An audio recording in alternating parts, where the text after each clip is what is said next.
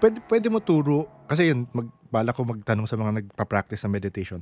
Ano yung, how do you do it? Kasi nagturo nga sa akin Oo. Indian thing. Yung eyes mo, nakapikit ka, no? Yung eyes mo dapat nandito siya. Sa In gitna between. ng, Para kang madudulay, right? okay. Tapos hahanapin mo ngayon yung white light. There's a white dot. It's a small dot. Pasok ka doon. Para siyang matrix. Okay, Pasok yes. ka doon. Oo. Right? It gives you a different dimension. But it depends on how cleansed you are. Yes. Kasi may cleansing process siya eh. Paano yung process mo? Cleansing process is no meat for a week. No meat diet for a week. And then, yun nga, meditate ka lang. Ang meat kasi sa kanila is nag-a-attract ka ng spirits, nag-a-attract ka ng kung ano-ano, elementals. Kaya, pinapatanggal niya yung meat. Dapat fruit ka lang or bread. Ganyan. If you need carbs or protein, siguro mag-mushroom ka, tofu, mag-pasta ka, ganyan. Pero wala talaga. Mahirap kasi syempre, nasanay tayo, may meat parate, right? Yes. But I had to do it kasi nga, I had to embrace everything. Kung ano man nangyari. Kasi wala nga makasagot sa akin eh. Kahit sino tanongin ko, ay hindi ko alam yan, hindi ko na-experience. So ako, sige, ako na lang ang bangka. Oo. Kwento ko na lang lahat, di ba? Tawa na lang kayo. But there's really a different world if you do meditation. And when you cleanse, yun nga eh, dun mo masusukat kung sino ang nasa paligid mo. Because when he taught me how to meditate, siya rin nagme-meditate. So sa meditation ko, nakikita ko siya. Okay, oo. Siguro nga kasi higher spiritual being siya, Yes. or I don't know kung anong level siya. No? Kung ano yung narinig ko, naririnig niya. Kahit hindi kayo magkalapit.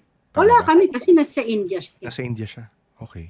Sa India siya eh. Naka-ano lang kami, parang naka-WhatsApp lang kami. Yes. Video call ng WhatsApp. So, yun dun ko narinig, sabi niya, alam mo, merong naiinggit sa'yo, may gumagawa sa'yo.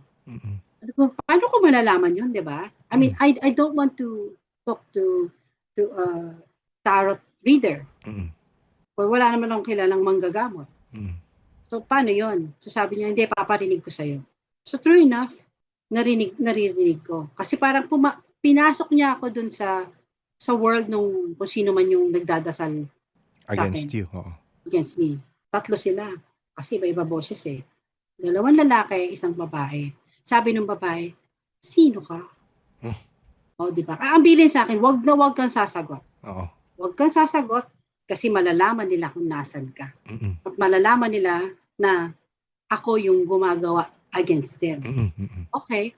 Sabi nung lalaki. Tagalog yung tanong Tagalog yung tanong. So, alam ko, Yes. Pinoy yung gumagawa sa akin. Oo. Sabi nung lalaki, paano ka nakapasok dito? Tapos sabi nung isang lalaki, bakit 3 tayo? Oo. So, alam nila na silang 3 gumagawa sa akin. Oo. Right? Oo. Sino man yung friend na yon, ewan ko, pinatiris ko na dun sa friend ko, bahala ka na dyan. Kasi, ayoko matutunan yung ganyan kasi baka marami ako matiris. Right? Marami akong realistic lang.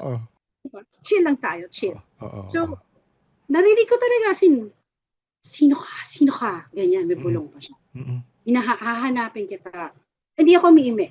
Every word, every chant na sinasabi nila, ano sila eh, talagang mangkukulam talaga sila. Meron sa left ear ko lang talaga narinig lahat. So, they were bad. They were doing bad things. Sabi ko, anong ginawa ko? Nasungitan ka sa akin, nainggit ka sa akin? O di sige, ikaw nang bumida.